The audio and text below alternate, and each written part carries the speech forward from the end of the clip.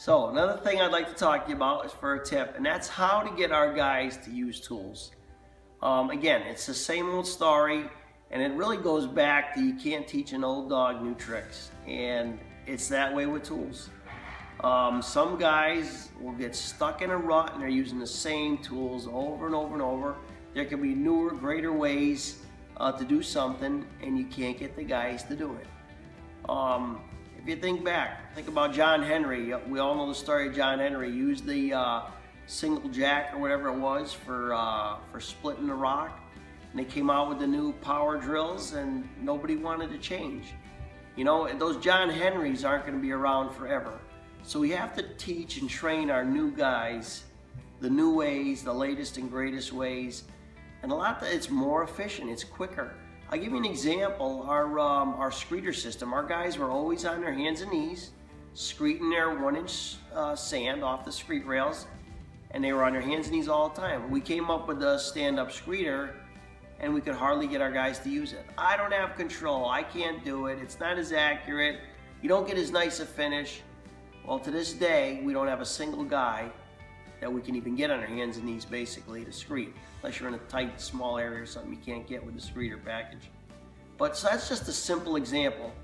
You wouldn't send a guy out to dig a foundation with a skid steer. The mini excavators have come into play, or excavators. Years ago, they dug foundations with a dozer. It's unheard of now. So you got newer equipment that came out, better equipment.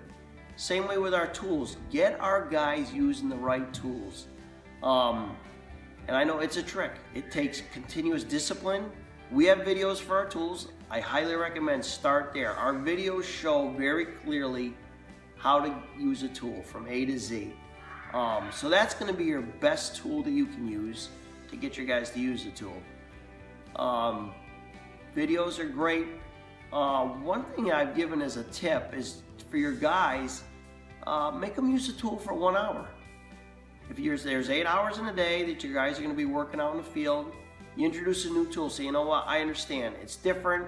It might be hard to get used to, but do me a favor. Use the tool for 1 hour. Go back the other 7 hours doing it the old way, and do it for a week. And it's almost amazing is by the end of that week or a couple weeks, all of a sudden the guy's using that new tool 2 or 3 hours, and the other tool is sitting. You know, so it's a slow transition, but once guys get converted into using a new tool or a new system, it really is amazing. And all of a sudden, pretty soon a little bell goes off and these guys are like, oh, I get it, I finally get it. So that's kind of where I'm at. Some of the tools, I agree with you. Some of the tools are a hard sale to get guys to convert over. Example, the dustless saws. A little bit heavier tool, a little more awkward, but no dust. So, and once you learn the technique, it really isn't a whole lot more effort either. So it's simple things like that. Work with our guys, try to train them, try to teach them.